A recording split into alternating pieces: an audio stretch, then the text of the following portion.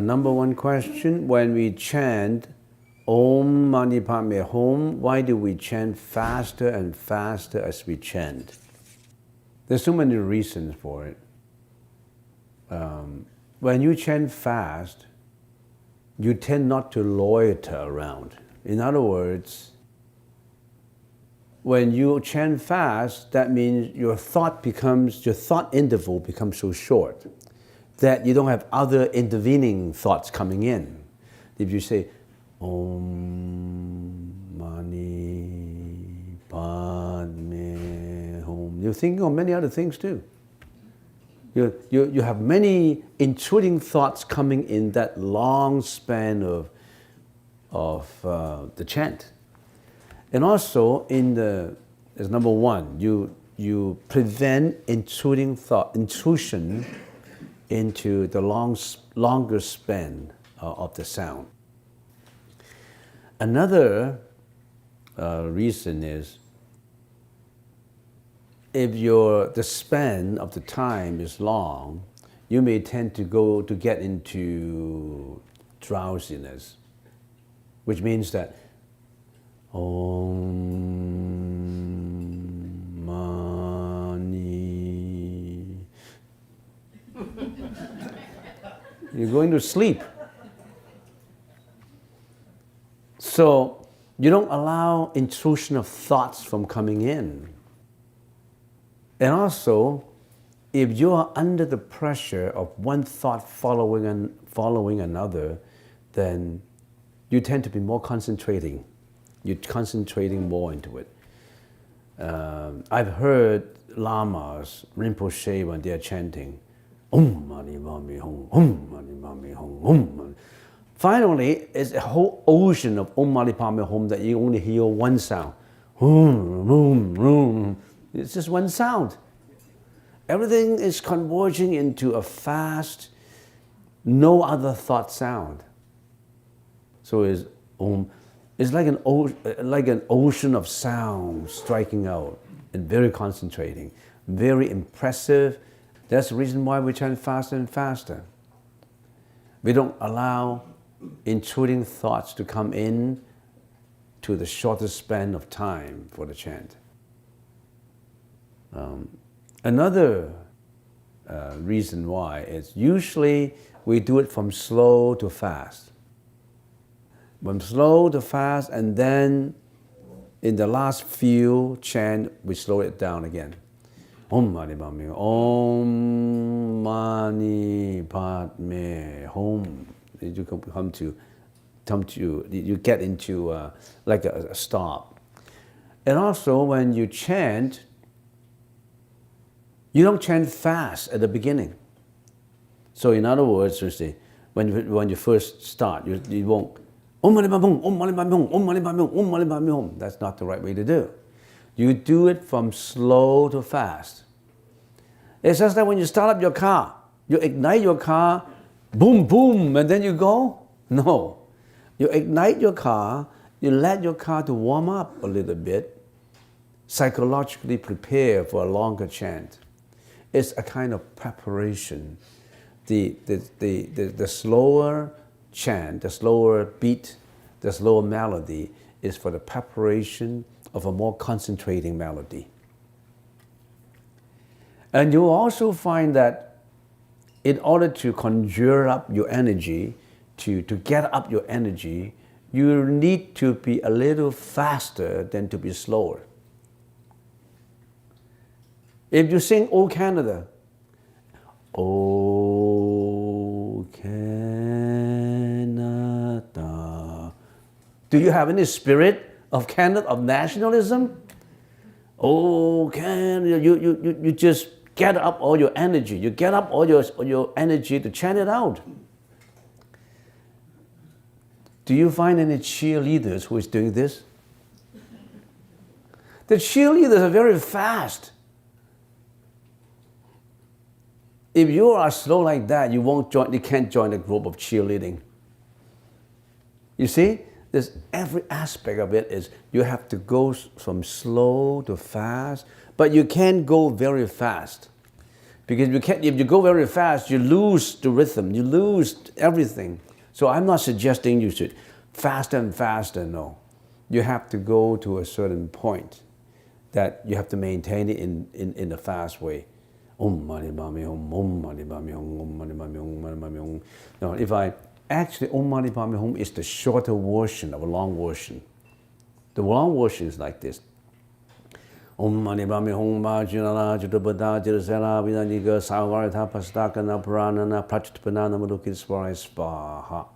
That's a longer version. A long version. Just Mani Padme Hum is a short version. And the longer version is a little longer. And of course, the longer version has a lot of meaning in it, which need another half hour to talk about the longer version.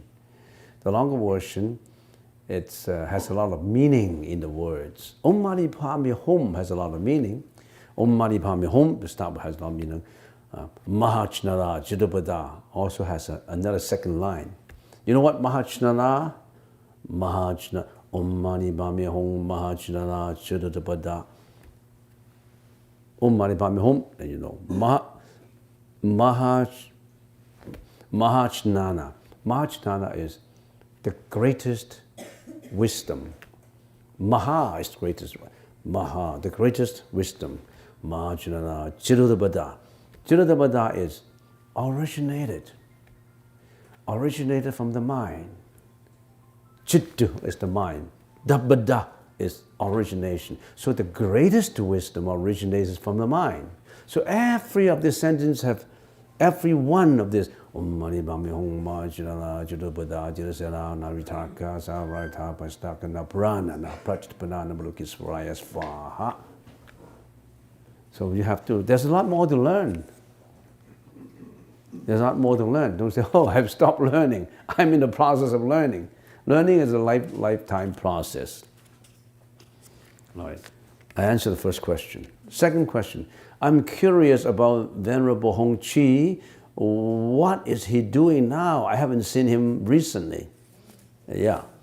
Reverend Hong Chi is in a retreat, a meditative retreat. And he's been in the retreat for 2 years now. There are many kind of practitioners, meditators, many kind of people. Some people like to always to mix with people all the time. They like to,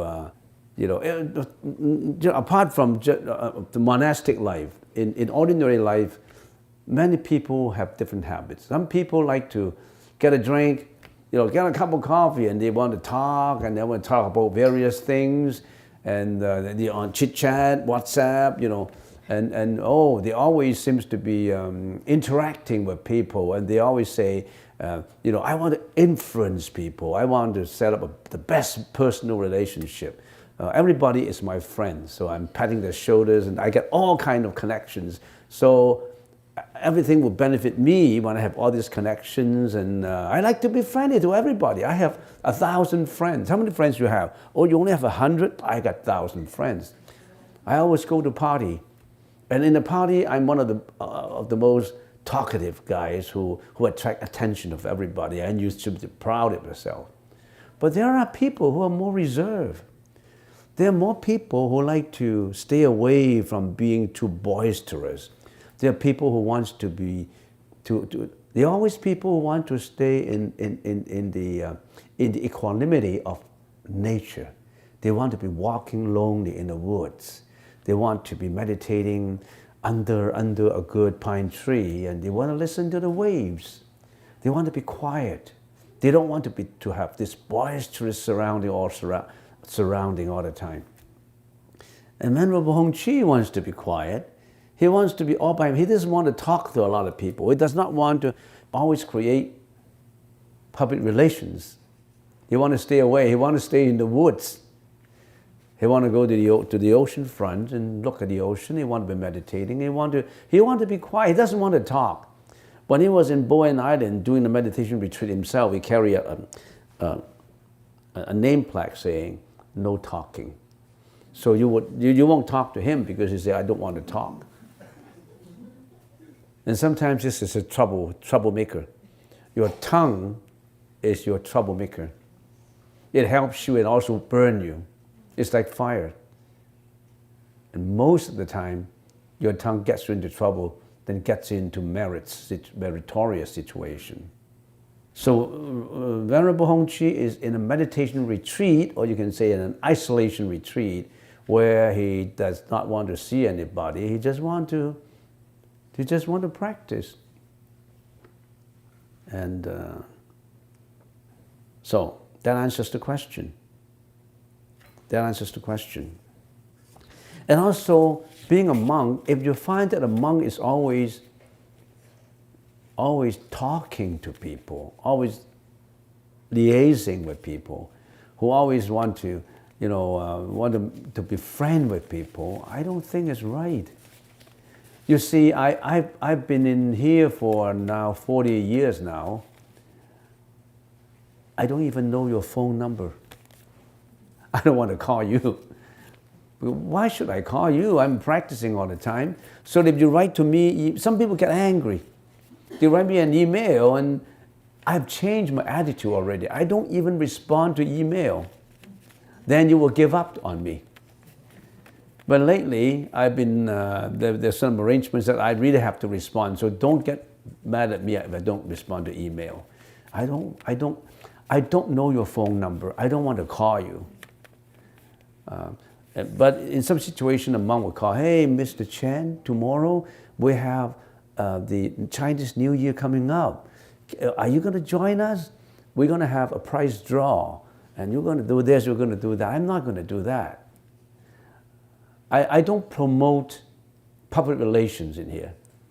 I'm promoting the Buddha's teaching. And I don't promote my influence in here. I don't promote my reputation in here.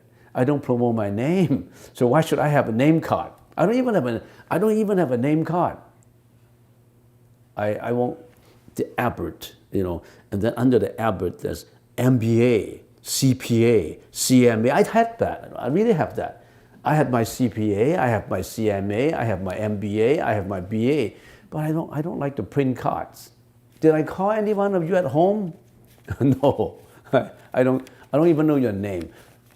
So yeah, really, for some people who've been meditating here, I don't even know your name. I only recognize your face.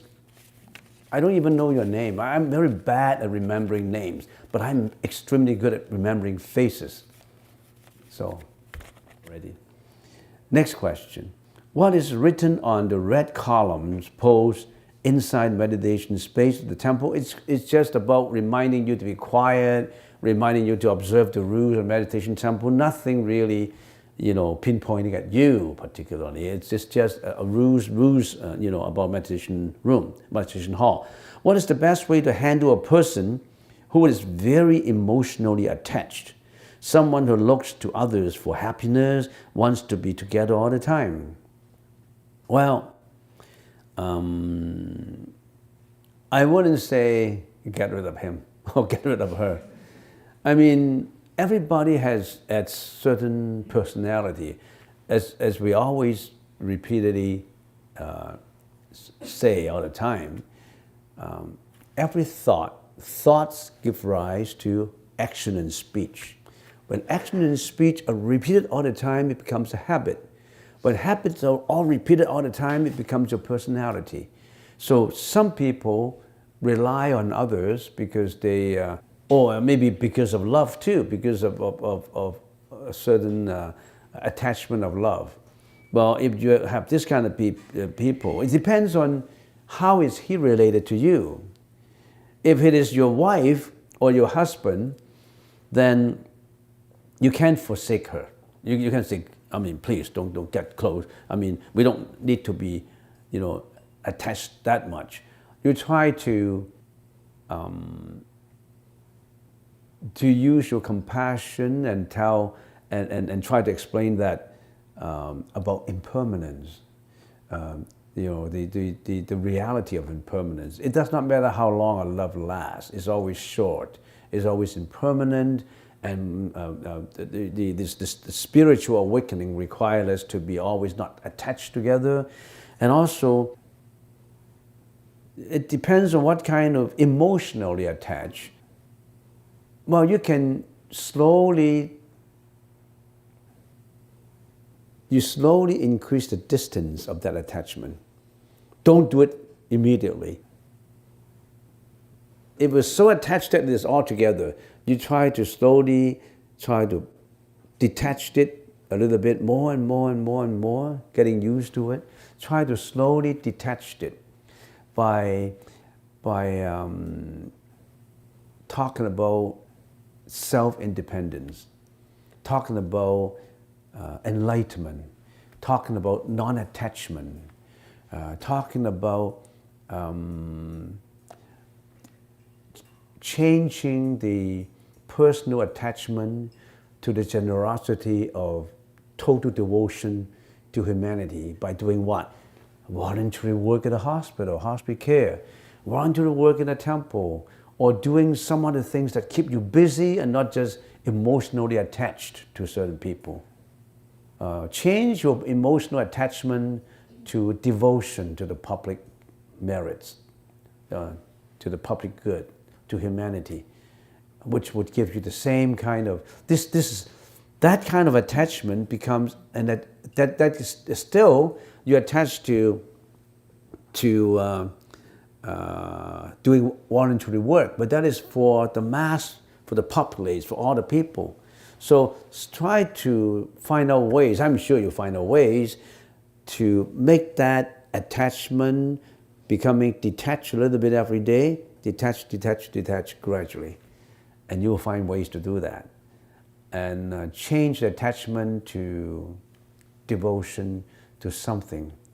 Maybe even devotion to an art. To, for example, I don't know, poetry, exercise, swimming, all kinds of things. Because there's so much time with the two persons involved. The attachment is because you see each other so often. Maybe you change that into something else. You'll find a way. But don't suddenly detach it.